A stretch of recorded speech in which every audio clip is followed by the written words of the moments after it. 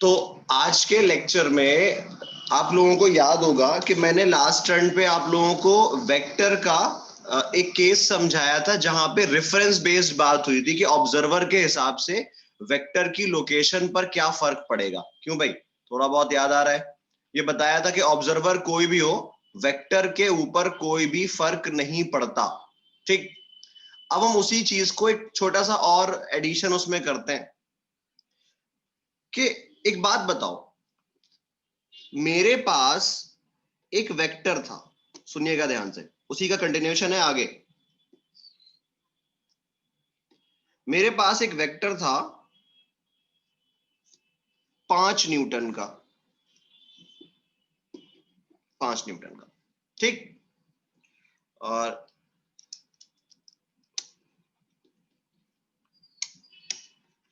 ठीक है ना, एक मिनट बस, मैं इसका थोड़ा कलर चेंज कर दूं।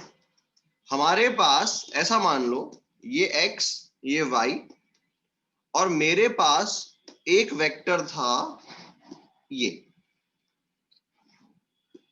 5 न्यूटन का। मैं ये मान सकता हूं कि एज्यूम कर लो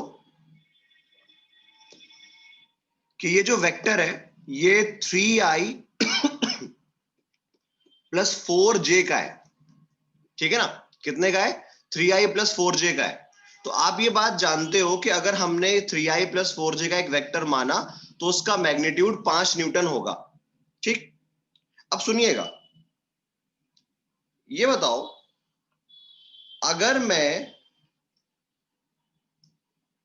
ये जो वेक्टर है इसको 5 न्यूटन ही रखूं,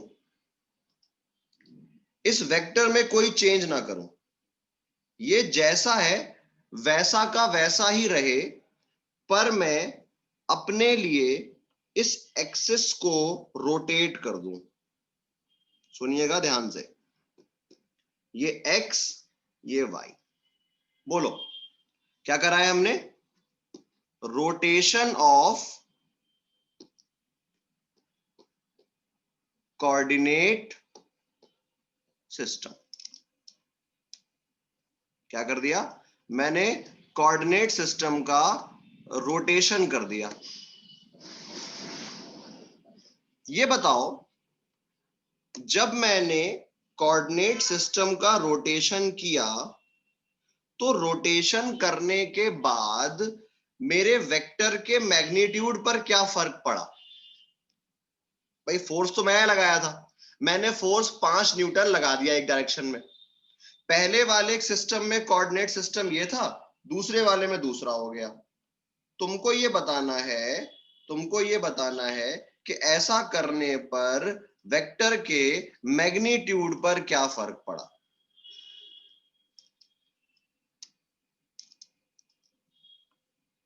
अच्छा, वेक्टर के मैग्नीट्यूड पे फर्क तो नहीं पड़ा, ठीक है, कोई बात नहीं। मान लो पहले ये वेक्टर a था जिसकी वैल्यू 3i प्लस 4j थी। क्या अब इस वेक्टर को मुझे, मान लो ये वेक्टर b हो गया है और मुझे इसको 5i प्लस 0j लिखना चाहिए? बोलो क्यों भाई? क्या ये कह सकते हो कि मेरे पास, हमारे पास पहले क्या था? पहले वेक्टर था 3i plus 4j। Reference platform को या कह सकते हो कोऑर्डिनेट सिस्टम को घुमा देने पर, कोऑर्डिनेट सिस्टम को घुमा देने पर अब वही वेक्टर हो गया है 5i प्लस 0j। तो ये बताओ क्या मैं ये कह सकता हूं कि एक वेक्टर कोऑर्डिनेट सिस्टम पर डिपेंड नहीं करता चाहे उसको रोटेट कर दिया जाए, लेकिन कोऑर्डिनेट सिस्टम के रोटेशन से उसके कंपोनेंट्स बदल जाते हैं? देखो वेक्टर तो अभी भी 5 न्यूटन का है, वेक्टर तो ओवरऑल कितने का है? 5 न्यूटन का, पर सिर्फ घुमा देने से क्या बदल गया? बोलो, कोऑर्डिनेट सिस्टम को घुमा देने से क्या बदल गया? उसके कंपोनेंट। कोऑर्डिनेट सिस्टम को घुमा देने से क्या बदल गया? उसके कंपोनेंट्स बदल गए। बोलो भाई, क्या बोल सकता हूं मैं ये बात? सब लोगों को समझ में आया? चलिए तो लिख दूं इस बात को, on rotating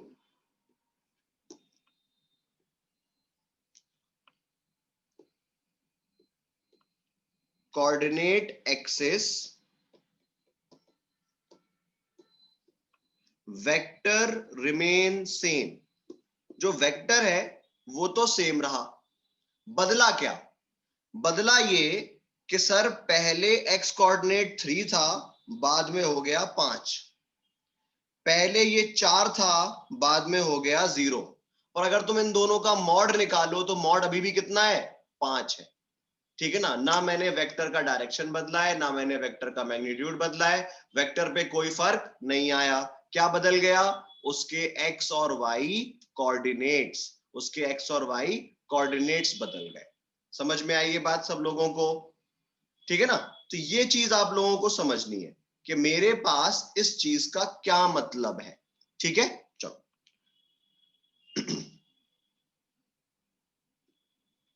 it's component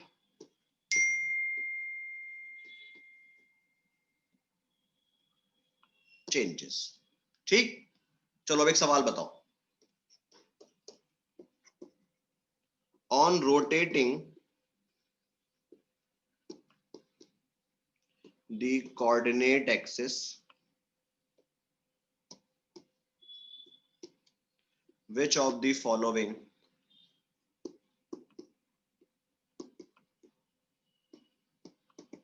will change?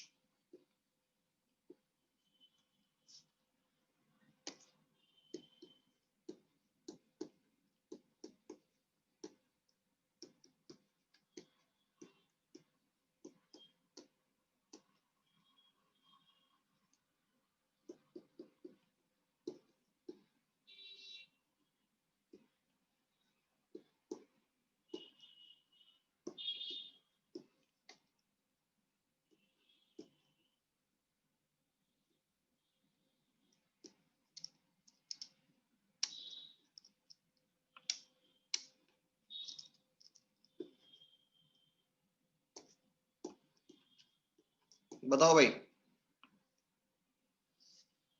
आसान सवाल है एकदम।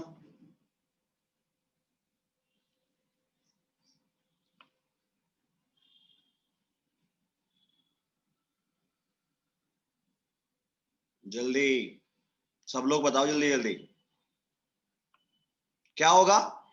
आपको मैंने अभी अभी बताया, आपको मैंने अभी अभी बताया कि देखो भाई,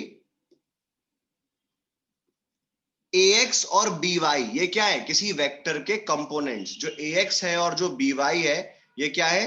किसी वेक्टर के कंपोनेंट्स हैं। ठीक है ना? जब ये किसी वेक्टर के कंपोनेंट है तो कंपोनेंट बदल सकते हैं, ओवरऑल वेक्टर कभी नहीं बदल सकता। तो क्या होगा? ये सेम रहेगा और ये सेम रहेगा, ये चेंज करेगा। समझ में आया भाई सब लोगों को? चलिए बहुत बढ़िया।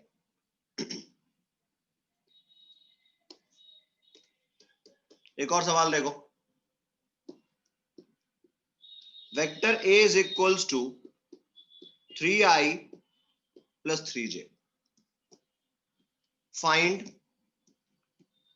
Vector when axis is rotated by 45 degree. बोलो भाई।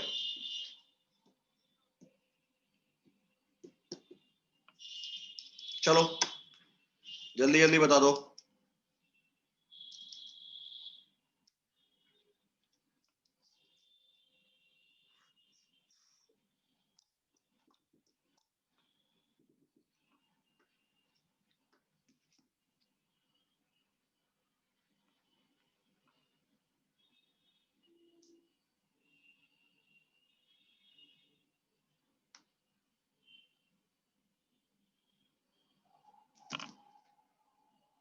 क्या होगा भाई? कोई आइडिया?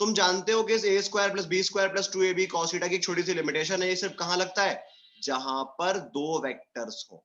ऑब्वियस सी बात, ए और बी के बीच का angle a square b square plus 2ab cos theta. तो अगर मेरे पास मोर देन 2 हो जाएंगे, बहुत एब्सर्ड सा एंगल हो जाएगा, तो हमारे पास कंपोनेंट लेकर ही सॉल्व करना एक तरीका बचता है, ठीक है ना। तो इस टाइप के सवाल भी आपके पास हो सकते हैं जहां पर आपको चीजों को कंपोनेंट लेकर सॉल्व करना पड़े, ठीक है। तो ऐसे सवालों में बस एक बात को याद रखना है कि हम हमेशा चीजों के कंपोनेंट अपनी सहूलत के हिसाब से लेते हैं। मैं तुम्हें एक सवाल करा दे रहा हूं, दो सवाल करा दे रहे हैं, ज्यादा उस तरफ नहीं जाएंगे, बिकॉज इस टाइप का सारा काम हम लॉज ऑफ मोशन चैप्टर में करते हैं, ठीक है। तो एक सवाल उसी पैटर्न का अच्छा सवाल करते हैं डायरेक्ट।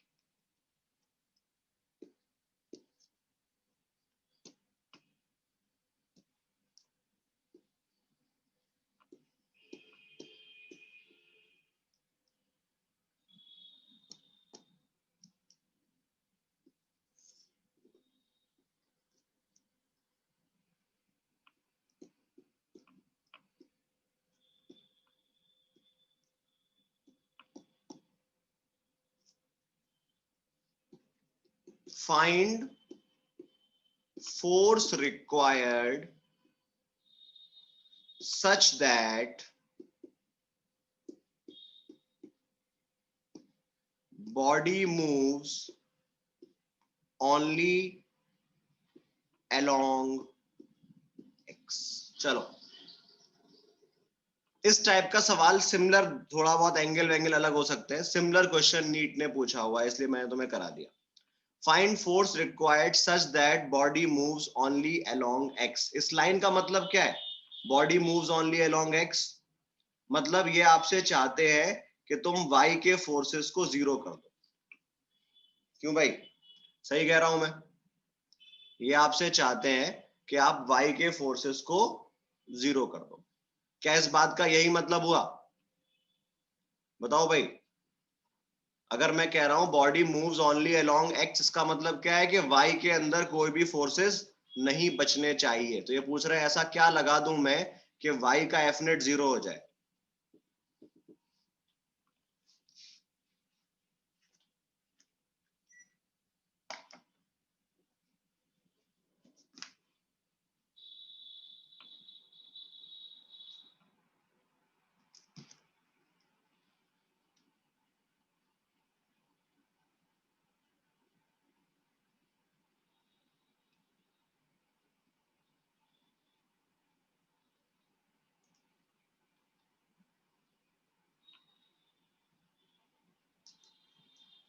सिंपल है यार। देखो, हमें इस 10 न्यूटन का कंपोनेंट लेना है। जो देखो, बहुत आपको एक बात पता करनी है कि हमें ना बहुत इजी सा टास्क है कि कंपोनेंट लेने हैं। 20 न्यूटन वाला फोर्स ऑलरेडी कंपोनेंट लिया हुआ है, कोई चक्कर नहीं है। 10 न्यूटन का मैंने क्या बताया था, जिधर एंगल वहां पर कॉस, तो यहां पे आ जाएगा 10 cos 37 और यहां पे आ जाएगा 10 sin 37। सेम तरीके से यहां पे जाएगा 20 cos 53 और यहां पे आ जाएगा 20 sin 53। ऑब्वियस सी बात है, अगर मुझे सिस्टम को नेट जीरो करना है तो एक फोर्स कहां लगाना पड़ेगा, नीचे। तो F जो है वो आपके पास माइनस ऑफ 10 sin 37 प्लस 20 53। अब बताओ भाई, लास्ट टर्न पे वैल्यू निकालना बताई थी, लास्ट टर्न पे वैल्यू निकालना सिखाया था। क्या बताया था? अगर याद नहीं है तो कोई बात नहीं, वरना 3 4 5 का ट्राइंगल बना लो। तो 37 कितना हो गया, माइनस 10 इंटू 3/5 प्लस 20 इंटू 4/5। तो कितना आ गया ये, -6 प्लस 16, तो -22। और अगर डायरेक्शन लिखना हो तो 22 जे कैप। सिंपल है एकदम, कुछ भी टफ टास्क नहीं है। फोर्स कैसे लगाया, नहीं फोर्स मैंने एज्यूम करा। ये क्या पूछ रहा है कि तुम मुझे ये बता दो कि force required such that body सिर्फ एक्स में चले, तो सिर्फ एक्स में चलने का मतलब वाई के फोर्स जीरो करने पड़ेंगे, तो वाई के नेट फोर्स निकाल लिए और उतना ही कैसा लगा देंगे, अपोजिट। वाई के नेट फोर्स निकाल के उतना ही कहां लगा देंगे, अपोजिट में। ठीक है भाई, चलो। अब देखो यार, इस टाइप के सवाल बहुत सारे हो सकते हैं, हम इस डिबेट में नहीं जा रहे। ठीक है, एक सवाल और कर लेते हैं छोटा सा। मेरे पास एक बॉडी है,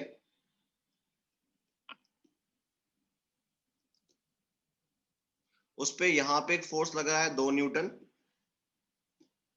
यहां पे एक फोर्स लग रहा है 2 न्यूटन।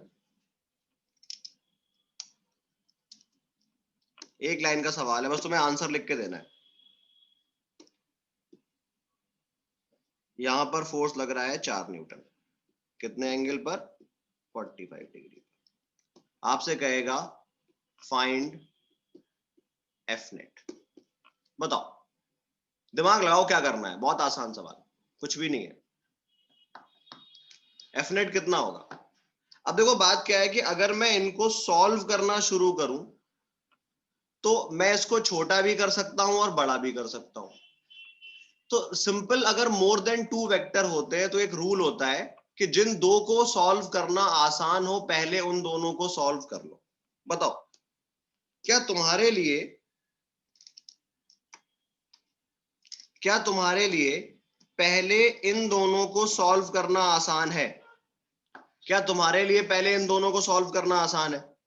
और जब तुम इन दोनों को सॉल्व करोगे तो ये दोनों 2 और 2 आपस में कैसे हैं, 90 पर, तो इनका रिजल्टेंट, इन दोनों 2 और 2 का रिजल्टेंट कहां आएगा, बीच में। कितना, 2√2। तो एफ नेट कितना हो गया, 4 + 2। बोलो, समझ में आया? आसान सवाल है एकदम, बहुत बढ़िया। चलिए जल्दी, ये हो गया है ना, आगे बढ़ना है हमें।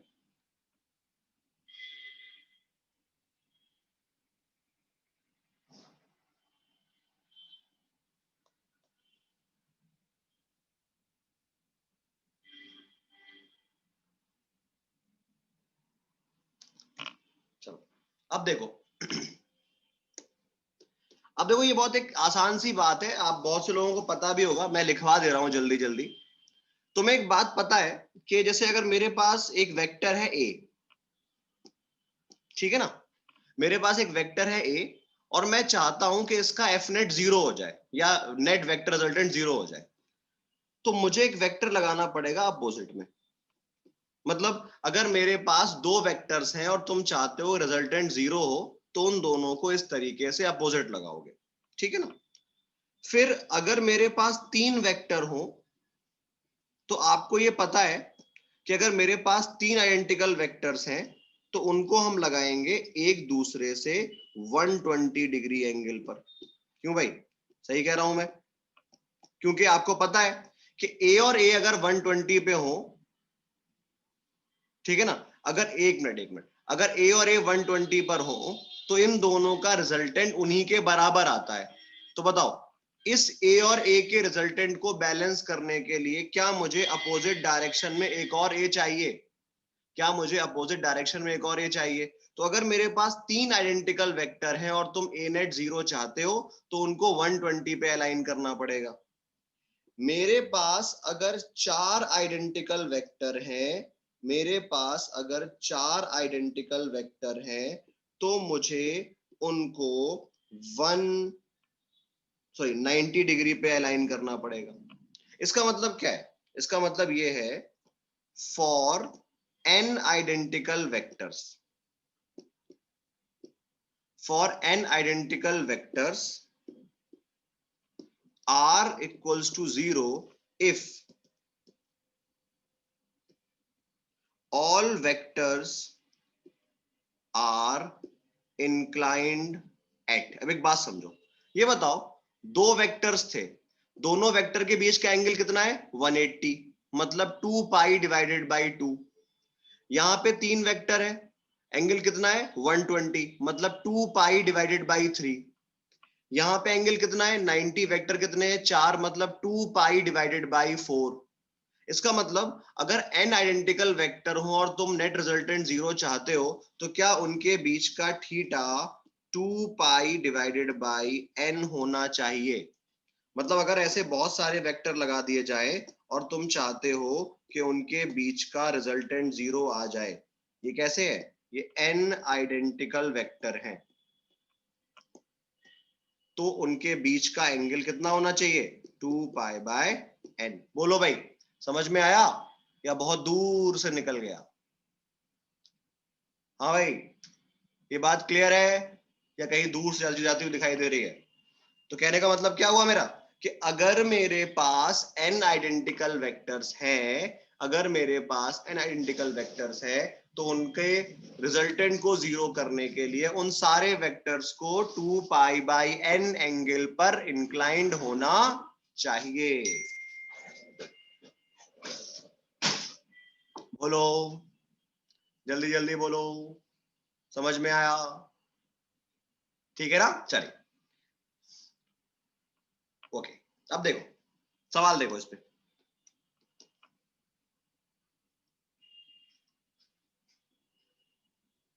Find the resultant if 1 force of F Newton is removed from a system of 100 force, 100 force vectors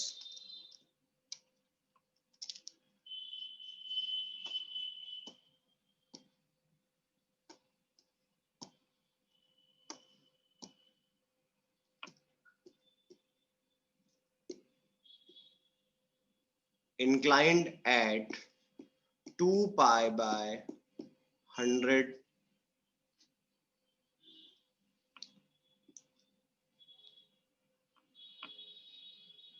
to each other। बताओ भाई, तुम्हारे पास एक सिस्टम था जहां पे 100 फोर्सेस लग रहे थे 2 पाई बाय 100 एंगल पर, वहां से हमने एक फोर्स को हटा दिया, तो रिजल्टेंट क्या होगा। बहुत आसान सी बात यार, तो एक लाइन का सवाल है। एक बात बताओ, ये एक बॉडी थी, इसको बहुत सारे लोगों ने इधर इधर खींचा, सुनना, बहुत सारे लोगों ने इधर इधर खींचा, पर इसका एफ नेट जीरो था, इसका एफ नेट जीरो था। तो ये बताओ, क्या हर एक इंसान को लगेगा, क्या हर एक इंसान को लगेगा कि मेरा फोर्स बाकी सबके बराबर है। क्यों भाई, अगर सब लोग इसे खींच रहे हैं अलग अलग फोर्सेस, एक फोर्स एफ से हर डायरेक्शन में, तो क्या हर एक इंसान को यह लगेगा कि मेरा फोर्स रिमेनिंग सबके बराबर है। इसका मतलब अगर मैं एक को हटा दूं, अगर मैं एक को हटा दूं तो क्या होगा, resultant equal to F but opposite to missing force. बताओ भाई, क्या ये लास्ट वाली लाइन समझ में आई, कि अगर सारे सिस्टम का एफ नेट जीरो था और तुमने किसी एक फोर्स को हटा दिया तो रिमेनिंग का उन्हीं के बराबर होगा, तो रिमेनिंग का उन्हीं के बराबर होगा। लेकिन डायरेक्शन क्या मिसिंग वाले फोर्स के अपोजिट होनी चाहिए, लेकिन डायरेक्शन क्या मिसिंग वाले फोर्स के अपोजिट होनी चाहिए। ठीक है, चलिए ओके।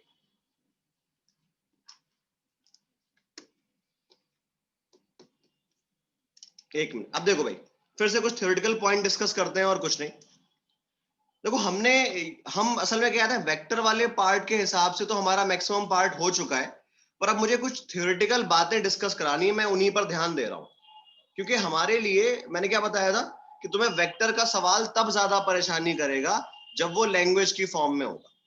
ठीक है, अब आपसे मैं एक पॉइंट लिख रहा हूं, पहले पूछ रहा हूं, फिर लिखवाऊंगा। ये बताओ, अगर तुम्हारे पास कुछ वेक्टर्स हैं जिनका मैग्नीट्यूड सेम नहीं है, अगर तुम्हारे पास कुछ वेक्टर्स हैं जिनका मैग्नीट्यूड सेम नहीं है, तो आपको मिनिमम कितने नंबर ऑफ वेक्टर्स की रिक्वायरमेट होगी ताकि नेट रिजल्टेंट जीरो हो जाए? सवाल आ जाएगा, number of vectors required of unequal magnitude so that fnet becomes zero। बताओ भाई, सब लोग आंसर दो। for unequal vectors for unequal vectors number of vector required so that net resultant becomes zero। कितने? 3। Triangle law of vector addition. number of unequal coplanar vector required so that net resultant becomes zero is 3। अगर बराबर नहीं है, अगर बराबर नहीं है तो आपको कम से कम कितने चाहिए? 3। कैसे? कि मान लो ये वेक्टर ए है, ये वेक्टर बी है, और इन दोनों ए और बी को बैलेंस कर रहा है कोई वेक्टर सी। समझ में आया? समझ में आया भाई? यहां तक बात क्लियर है? चलो अब बताओ, तो हमारे पास कहने का मतलब क्या है कि अगर मेरे पास नॉन कोप्लेनर वेक्टर्स हैं तो नॉन कोप्लेनर वेक्टर में, सॉरी, कोप्लेनर वेक्टर्स में ये होगा। अच्छा बताओ, अगर नॉन कोप्लेनर वेक्टर हो, एक प्लेन में ना हो, नॉन कोप्लेनर का मतलब क्या हुआ कि किसी भी एंगल पे निकल रहे हो, कहीं पे भी, प्लेन के बाहर, प्लेन के अंदर, नॉन कोप्लेनर। क्या होगा? Number of non coplanar vector required so that net resultant is 0 is 4। कैसे? अरे तुम्हारा जो कार्बन का स्ट्रक्चर होता है टेट्राहेड्रल, वैसे बना दो।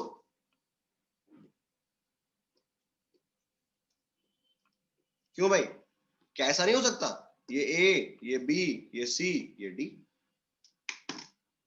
इक्वल अनइक्वल कोई दिक्कत नहीं है। अगर हमारे पास, मतलब इसमें कोई चक्कर नहीं है। अगर नॉन कोप्लेनर है तो आपको 4 चाहिए। अगर नॉन कोप्लेनर है, अलग अलग एंगल पर जा, अलग अलग प्लेन में जा रहे हैं, तो आपको 4 चाहिए। ठीक है ना?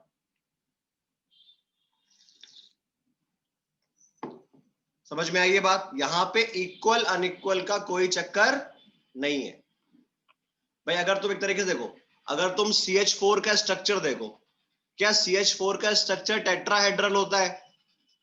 तो वहां पे चारों बॉन्ड जो है वो कहीं ना कहीं कह सकते हो 4 फोर्स की तरह दिखा रहे हैं। 3 से भी तो हो सकता है, 3 से प्लेनर में होगा, प्लेनर में।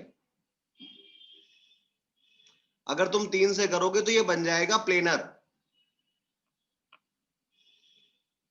ठीक है ना? चलिए, समझ में आई ये बात भाई? चलो अब एक आखिरी सवाल करते हैं, फिर हम लोग वेक्टर क्रॉस प्रोडक्ट शुरू करेंगे। एक आखिरी सवाल करते हैं, फिर हम vector cross product, dot product शुरू करेंगे। ये भी थ्योरेटिकल सवाल है। मैं न्यूमेरिकल प्रॉब्लम के लिए तुम्हें आज शीट डाल दूंगा। असल में शीट मेरे पास, मैं डालना भूल गया, आज डाल दूंगा ग्रुप में। ये बताओ, मेरे पास दो वेक्टर्स हैं ए और बी, ए और बी, और ये है resultant R. This is θ1, this is θ2। सवाल है, θ1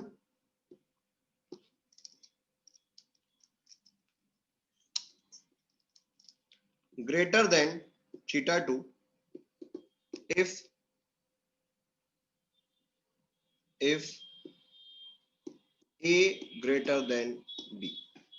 Second, theta 1 greater than theta 2 if A is smaller than B. Third, theta 2 greater than theta 1 if A greater than B. Fourth, both second and third. बताओ भाई, Rumesa coaching से hard copy मिल जाएगी पर आपको 4-5 दिन wait करना पड़ेगा, प्रिंट पे गया है फिजिक्स।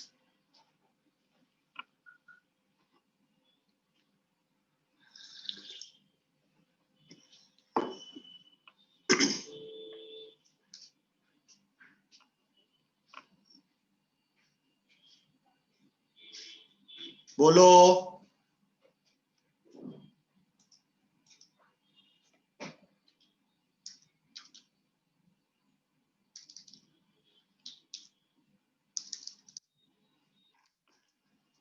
क्या होगा भाई? एक बात बताओ, बहुत लॉजिकल, बहुत आसान। ये बताओ, तुमने एक फोर्स लगाया 5 न्यूटन का और मैं हूं बहुत मजबूत, मैंने लगाया 20 न्यूटन का किसी बॉडी पर, तो बॉडी किसकी तरफ ज्यादा जाएगी? बॉडी किसकी तरफ ज्यादा जाएगी? मेरी तरफ या तुम्हारी तरफ? 20 की तरफ या 5 की तरफ? 5 की तरफ। कहने का मतलब क्या है कि नेट जो फोर्स बड़ा होता है उसकी तरफ ज्यादा होता है। नेट जो फोर्स बड़ा होता है उसकी तरफ ज्यादा होता है।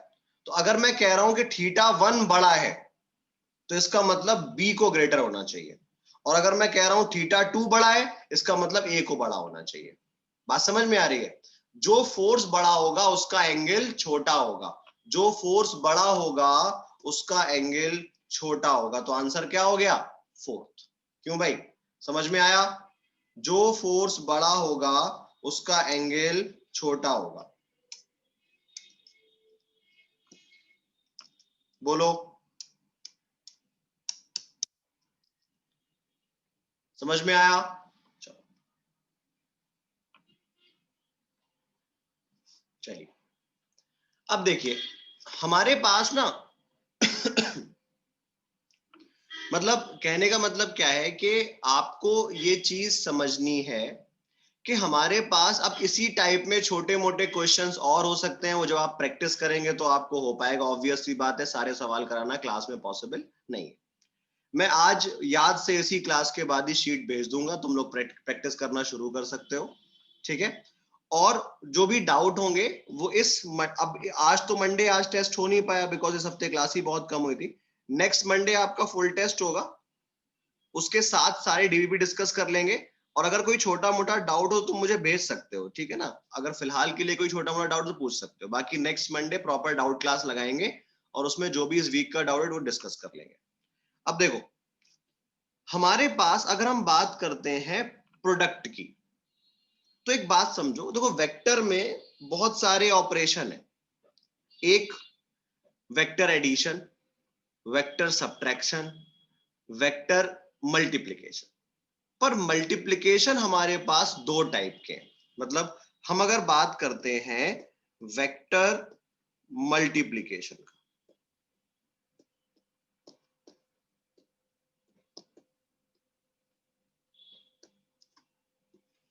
तो वेक्टर मल्टीप्लिकेशन हमारे पास दो टाइप के हैं। वेक्टर्स में डिवीजन नहीं होता, मतलब डिवीजन करने का तरीका ही उनका अलग है। यहाँ पे डिवीजन नहीं होता है, ठीक है ना? Vector multiplication. और ये हमारे पास है दो टाइप के, डॉट प्रोडक्ट और क्रॉस प्रोडक्ट।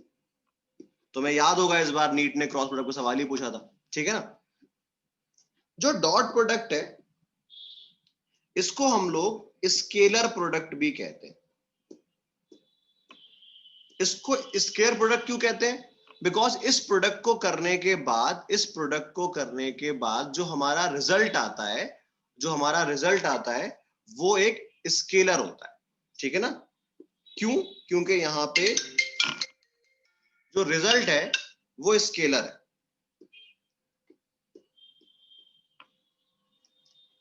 इसको हम लोग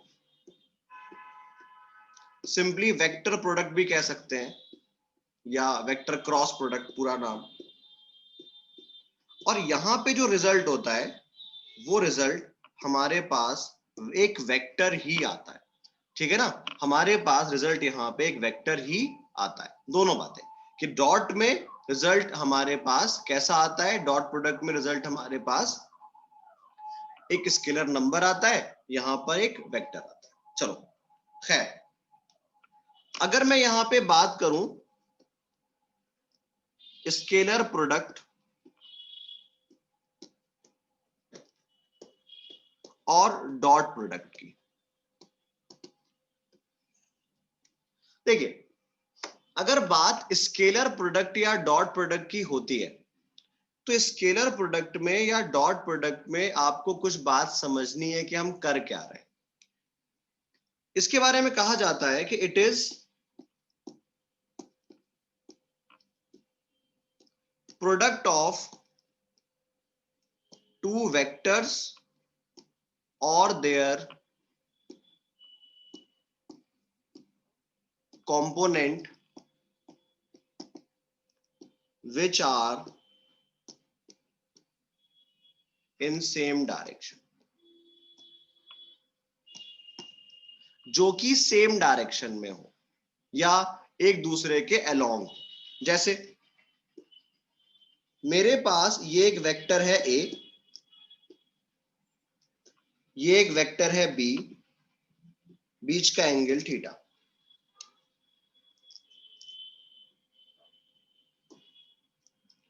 तो हमारे पास जो वेक्टर डॉट प्रोडक्ट होता है ये होता है ए डॉट बी, और ये है magnitude of a magnitude of b into cos theta. जो डॉट प्रोडक्ट है वो है ए dot b, a into b into cos theta. अब एक बात समझो, एक चीज पे ध्यान दो कि तुम्हारे पास अल्टीमेटली ये बताओ, क्या इस ए डॉट बी को तुम कुछ ऐसे लिख सकते हो कि बी इंटू ए कॉस थीटा? क्यों भाई, क्या इसको मैं ऐसे लिख सकता हूं? भाई मल्टीप्लिकेशन ही तो है, बी इंटू ए कॉस थीटा। अगर आप ध्यान दें तो मैंने ऊपर क्या लिखा हुआ है, प्रोडक्ट ऑफ टू वेक्टर और their component which are in same direction. तो ये बताओ क्या ए कॉस थीटा बी के अलोंग है?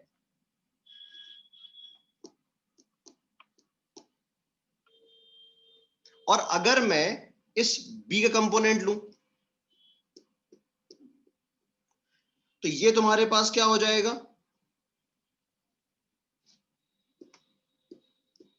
B cos theta. तो बताओ क्या a cos theta into B कर दिया जाए या बी कॉस थीटा इंटू ए कर दिया जाए, बात बराबर है? बोलिए, समझ में आ रहा है?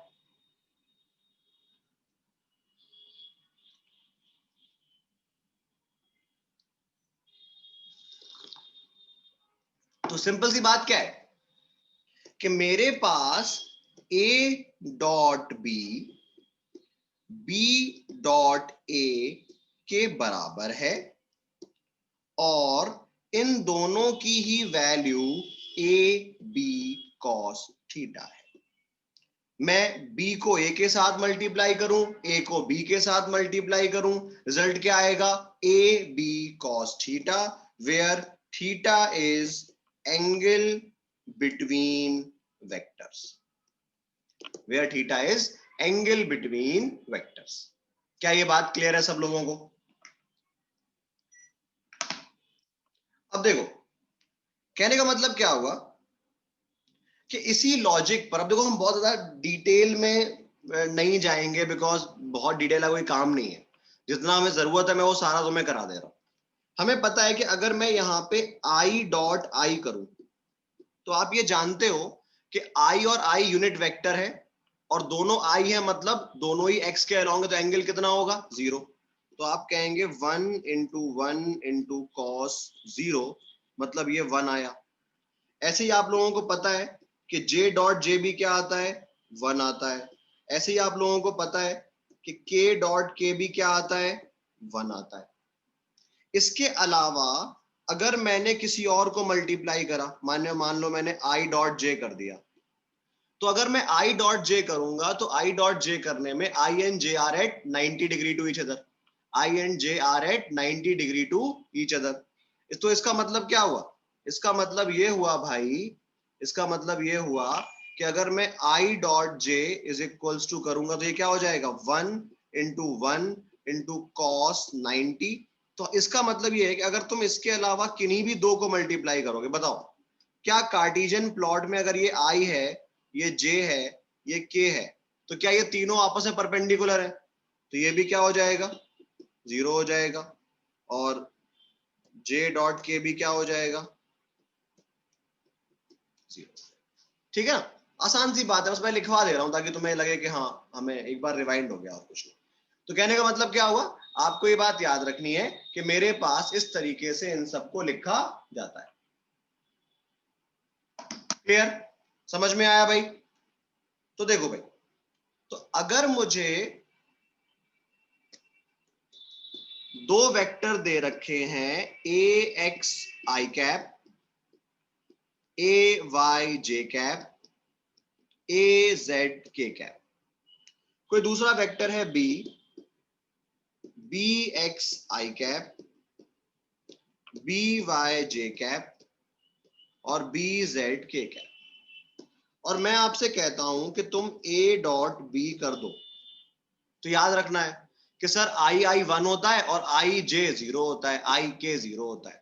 तो वैसे तो रूल क्या होता है कि तुम दोनों को ब्रैकेट में लिखो और एक एक करके पूरे को मल्टीप्लाई करो, 1 बाई 1 पूरे को मल्टीप्लाई करो, पर इतना जरूरत थोड़ी है, हम लोग को इतनी जरूरत नहीं है। बस क्या याद रखना है कि भाई डॉट प्रोडक्ट में आई को आई से मल्टीप्लाई, जे को जे से मल्टीप्लाई, के को के से मल्टीप्लाई, तो कितना हो गया, ए एक्स बी एक्स, ए वाई बी वाई प्लस ए जेड बी जेड, डायरेक्ट। तो कोई भी डॉट प्रोडक्ट करना हो इस तरीके से कर लेंगे। साथ ही साथ इसी में एक बात और समझ में आई कि मेरे पास जो वेक्टर ए डॉट बी है ये ए बी कॉस थीटा के बराबर है।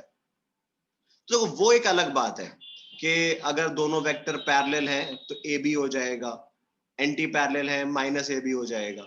पर एक बात जरूर समझ में आती है, that if a is perpendicular to b, इसका मतलब a dot b equals to 0।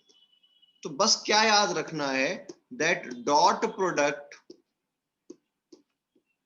of two perpendicular vector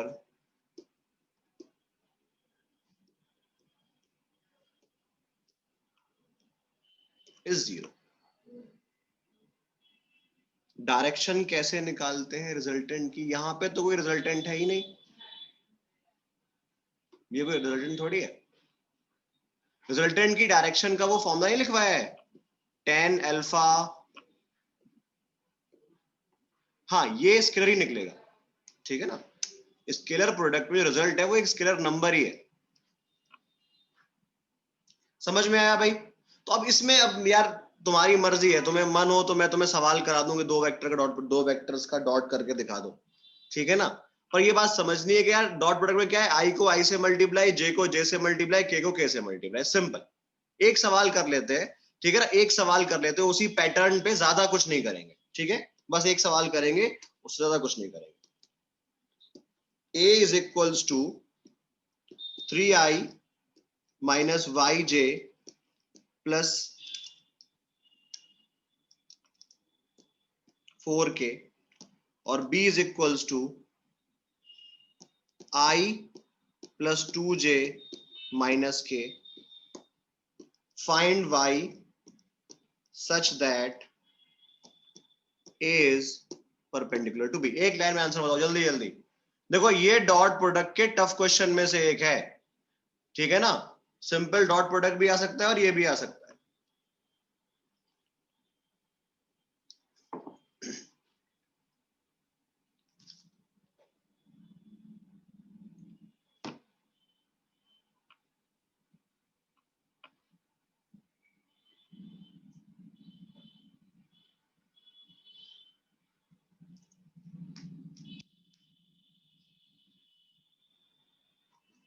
क्या करना है भाई, आपको पता है कि ए डॉट बी 0 होना चाहिए परपेंडिकुलर के लिए, तो आई इंटू आई मतलब 3, माइनस वाई इंटू 2 मतलब 2y, और माइनस 1 इंटू 4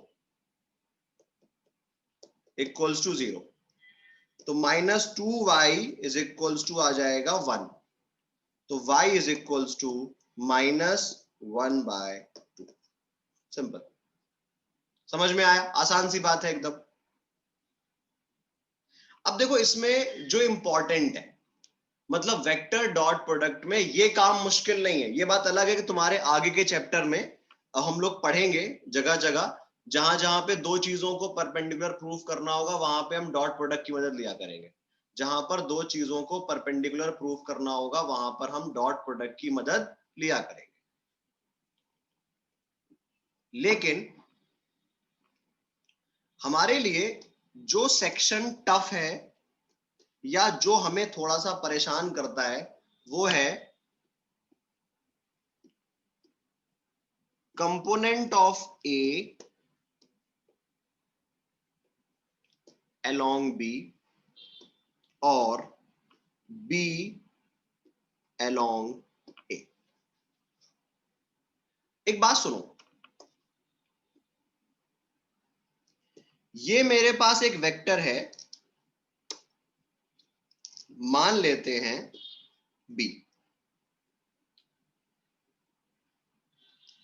और ये मेरे पास एक वेक्टर है A, ठीक है ना।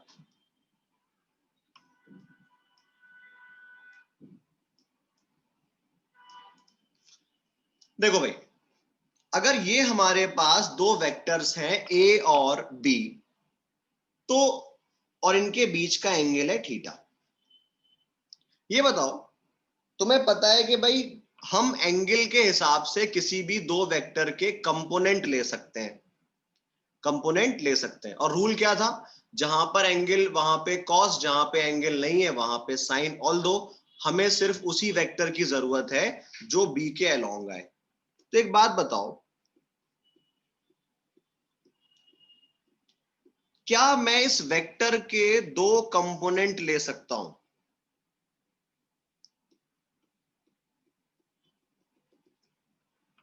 अगर मैं इस वेक्टर के कंपोनेंट लूं तो इसका एक कंपोनेंट आएगा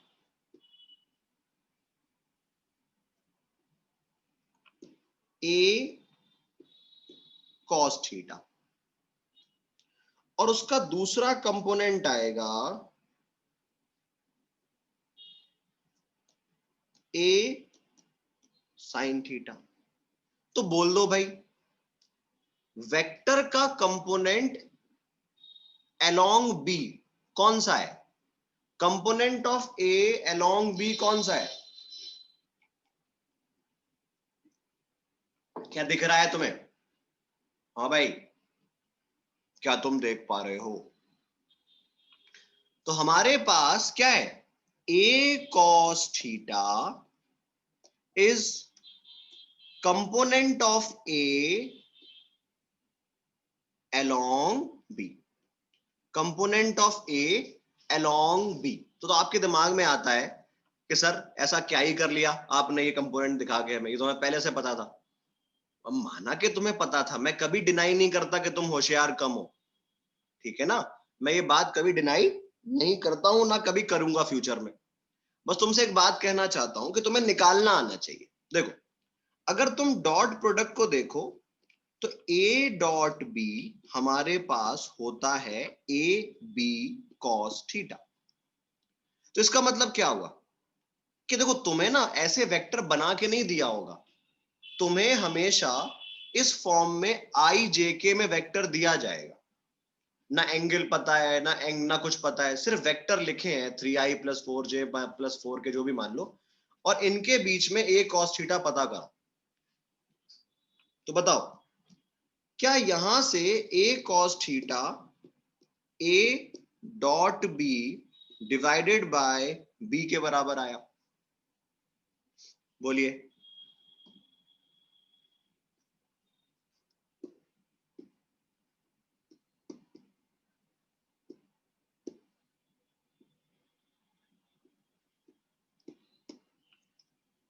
हाँ जी, क्या यहां से magnitude of A cos theta निकल आएगा?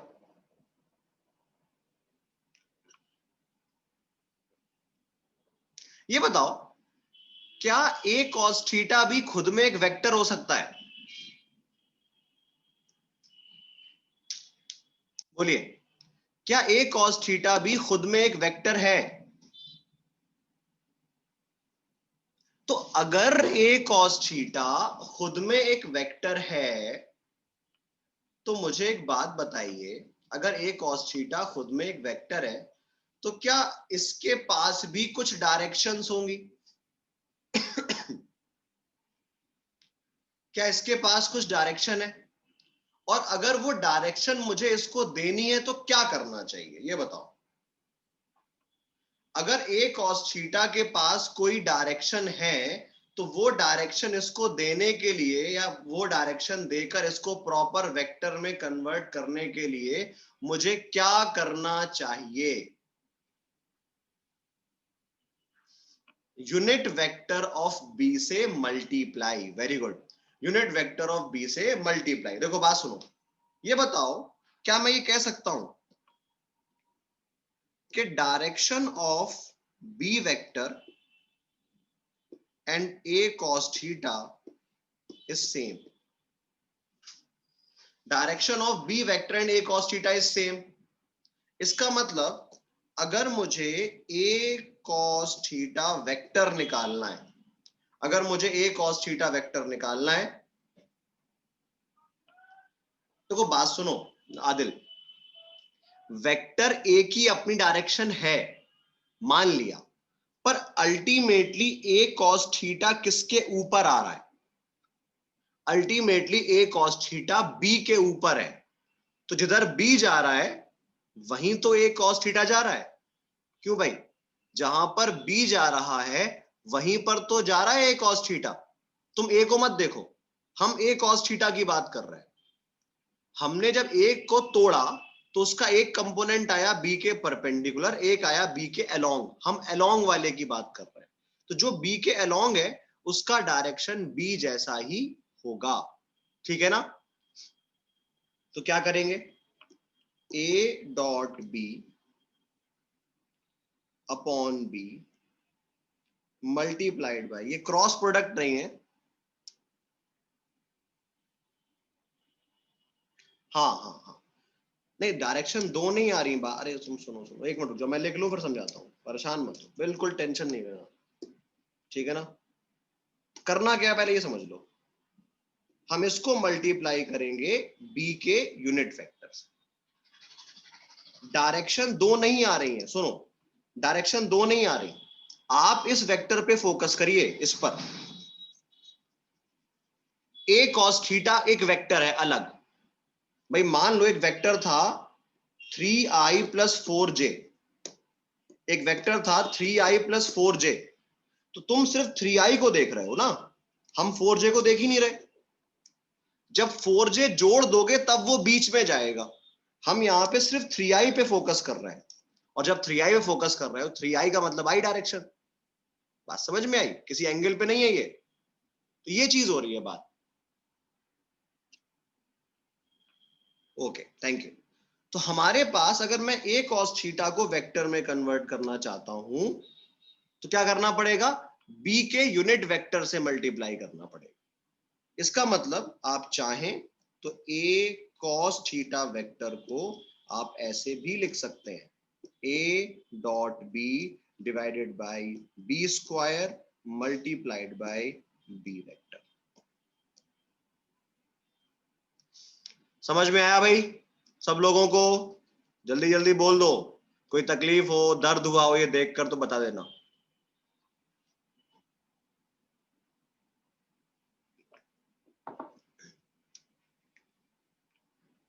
बोलो, आ गया समझ में?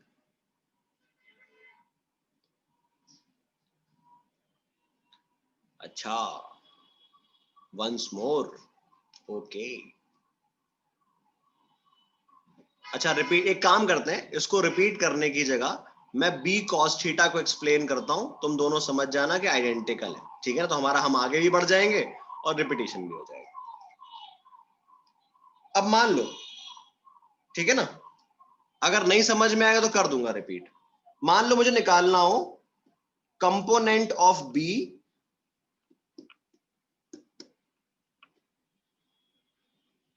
along ए। फिर देखो, ये है ए वेक्टर, ये है बी वेक्टर। अगर तुम बी का कंपोनेंट लेना चाहते हो तो तुम्हें बी का कंपोनेंट एक यहां पर आएगा, बिकॉज ये एंगल थीटा था, तो एक यहां पर आएगा बी कॉस थीटा, और एक जाएगा इधर। बोलो, क्या बी का कंपोनेंट समझ में आया है? मैंने क्या बताया था, जहां पर एंगल वहां पर कॉस, जहां पे एंगल नहीं है वहां पर साइन। बोलो विश्वनाथ, बात समझ में आई? और किसने कहा था? मयंक। क्या ये कंपोनेंट लेना समझ में आया कि अगर मैं बी का कंपोनेंट लूंगा तो जहां पे एंगल वहां पर कॉस, जहां पर एंगल नहीं है वहां पर साइन। ठीक है ना?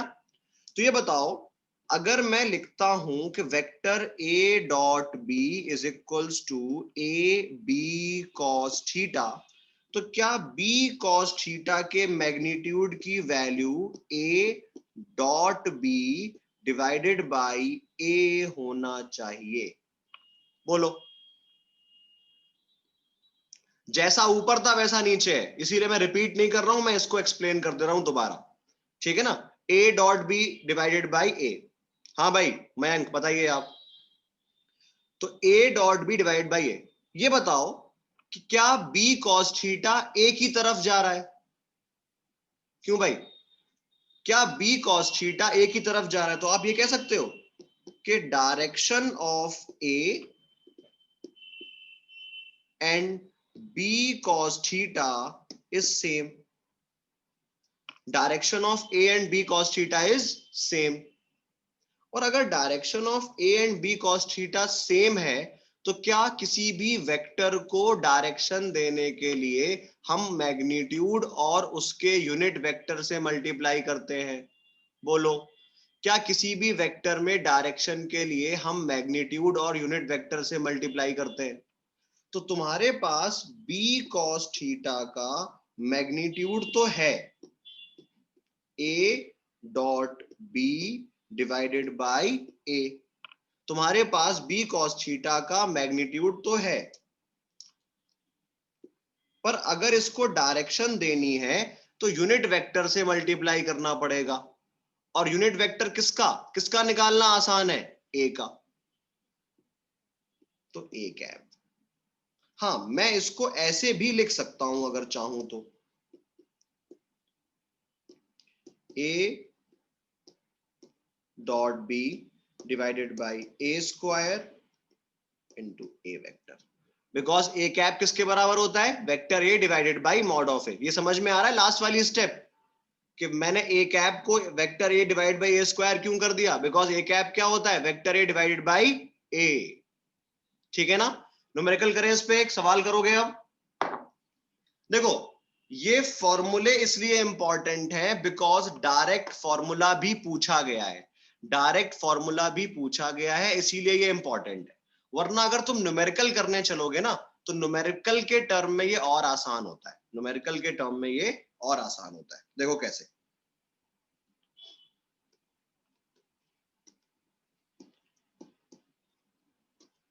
a is equals to 2i minus 2j minus k, and b is equals to 2i plus 4j plus 4k. Find component of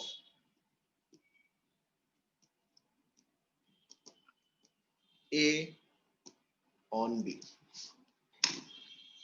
बताओ भाई।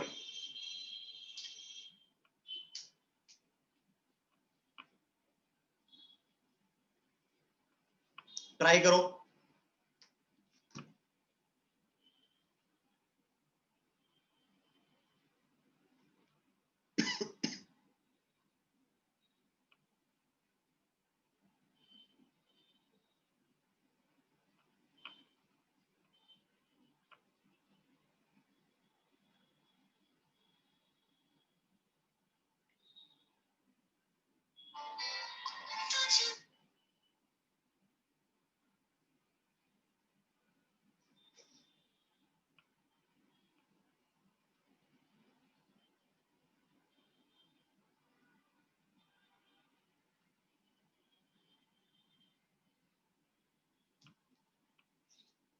क्या देखो, सबसे पहली बात, ये बात तुम्हें क्वेश्चन पढ़ते ही हिट करनी चाहिए कि आपसे अगर बोला गया है A component of A on B, तो component of A on B, इसका मतलब ये आपसे कह रहा है ए कॉस थीटा बताओ।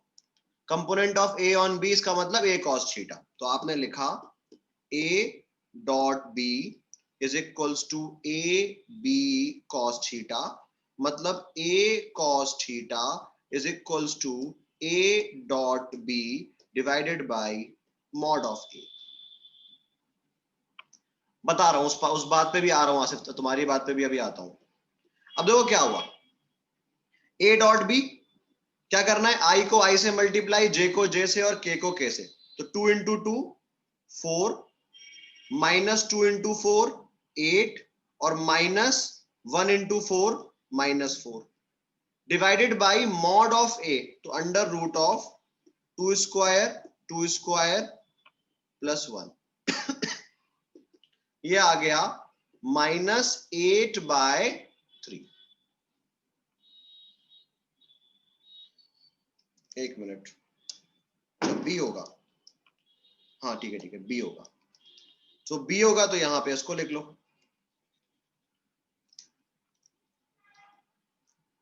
बी वाले का स्क्वायर 4 प्लस 16 प्लस 16।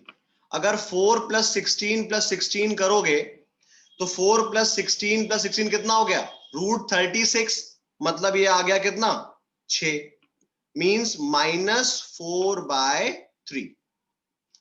अब एक बात आती है कि सर आपने ये तो बताया नहीं कि वेक्टर निकालना है या मैग्नीट्यूड। तो देखो बेटा, ये बात सवाल में भी लिखी नहीं होती है, ये बात सवाल में भी लिखी नहीं होती। इसके आगे का जो भी स्टेप है, इसके आगे का जो भी स्टेप है, उस स्टेप में हम ऑप्शंस देखकर काम करते हैं। अगर ऑप्शन में वेक्टर फॉर्म में लिखा हुआ है मतलब वेक्टर तक जाना है, नहीं तो नहीं जाना है। मतलब नॉर्मली मैंने जो क्वेश्चंस में ऑब्जर्व करा है, ये बात वहां पे स्पेसिफाइड नहीं होती है कि आपको वेक्टर में निकालो या मैग्नीट्यूड में। तो वो इसके आगे वाला स्टेप हम क्वेश्चन देखकर करते हैं, ठीक है ना।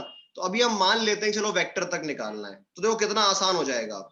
ये बताओ, तुम ए कॉस थीटा निकाल चुके हो, तो वो उसका मैग्नीट्यूड है 4/3, और डायरेक्शन देना पड़ेगा बी कैप का। और इवन तुमको तो बी का मॉड भी पता है, अगर न्यूमेरिकल करें तो बहुत टिपिकल नहीं है, तुम तो बी का मॉड भी निकाल चुके हो। तो क्या बचा, -4/3। वेक्टर कौन सा है बी का, बी का वेक्टर देखो 2i plus 4j plus 4k divided by 6।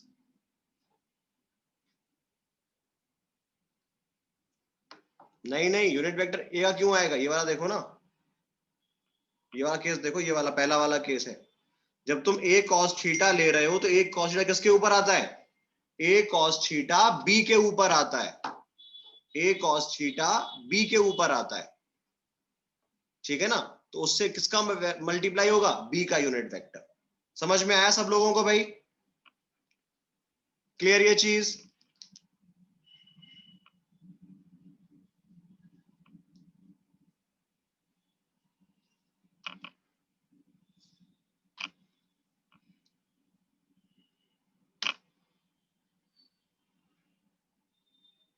जल्दी बताओ, ठीक है ना। चलिए, तो इस तरीके से तुम्हारे पास कभी कभी ये चीज निकालने को आ सकती है। अब ये बात अलग है कि अभी हम डॉट प्रोडक्ट पढ़ रहे हैं तो ए और बी के टर्म में लिख दिया, नहीं तो फिर अभी इस सवाल को तुम लोग ट्राई करना, मैं तुम्हें दे रहा हूं, ठीक है ना। नहीं तो फिर क्या आएगा, ऐसे आ जाएगा कि मेरे पास फोर्स जो है वो तुम्हारे पास है 3i प्लस जे प्लस के।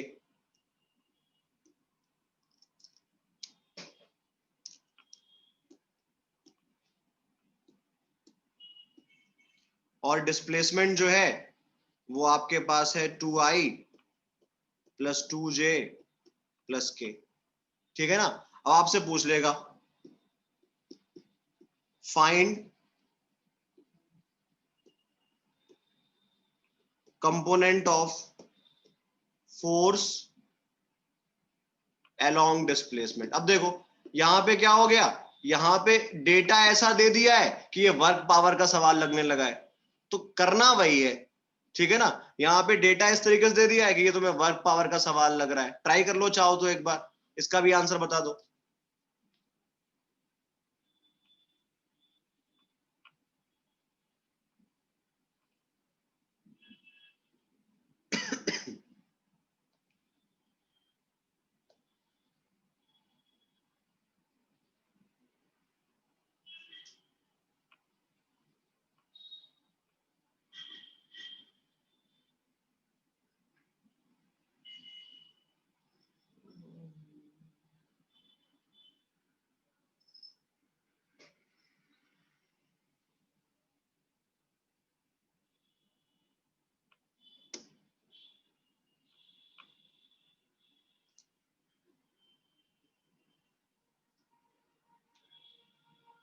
ठीक है ना, क्या होगा, component of force along displacement. क्या मतलब है इस बात का, आपसे कह रहा है एफ कॉस थीटा बताओ, किसके बराबर होगा ये, F dot S divided by S.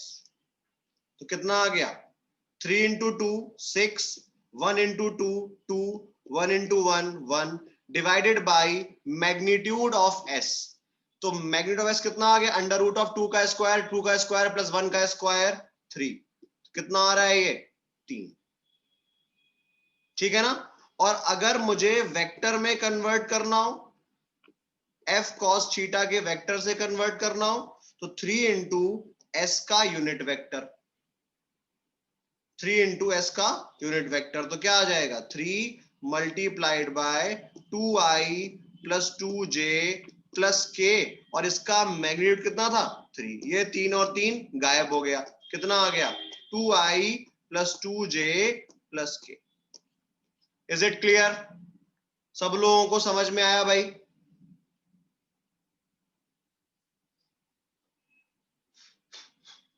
जल्दी बोलो, बहुत अच्छा।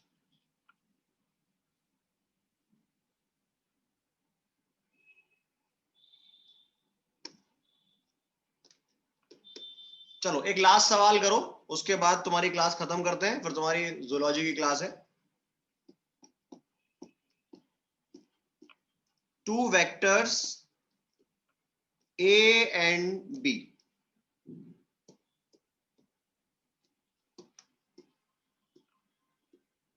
have a resultant R. If B is doubled, then resultant becomes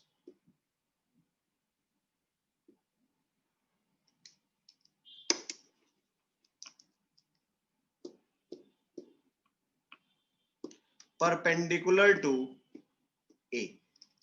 The resultant becomes perpendicular to A. Find R. देखो भाई, ये आपसे कह रहा है कि तुम्हारे पास दो वेक्टर्स है A और B जिनका रिजल्टेंट है R। मतलब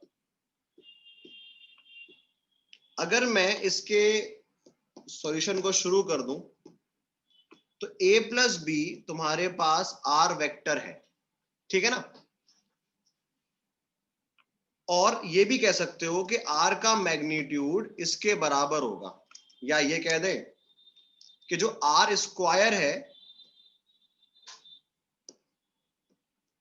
वो A square plus B square plus 2ab cos theta के बराबर होगा।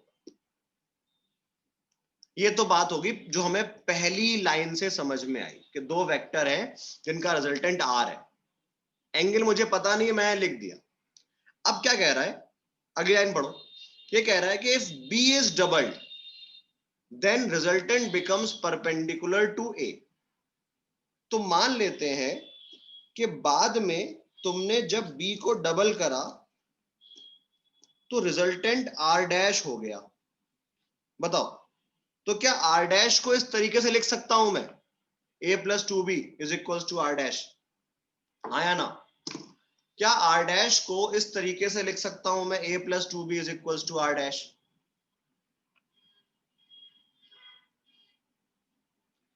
इन्होंने क्या बोला है कि जो R डैश है वो A के परपेंडिकुलर है, जो R डैश है वो A के परपेंडिकुलर है। तो अगर R डैश A के परपेंडिकुलर है तो क्या R डैश डॉट A 0 होना चाहिए, because R dash is perpendicular to A। बोलिए।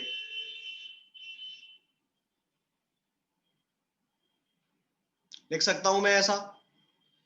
इसका मतलब A plus 2B dot A equals to 0।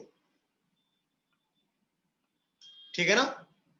इसका मतलब यही तो हुआ भाई, बोलो, क्या यही मतलब हुआ इस बात का? तो अगर मैं ब्रैकेट के अंदर A को मल्टीप्लाई करूं तो क्या आएगा, A डॉट A प्लस, चाहो तो ऐसे लिख दो, 2 into A dot B equal to 0। A dot A simply होता है A स्क्वायर और ये हो जाएगा 2AB cos थीटा। ठीक है?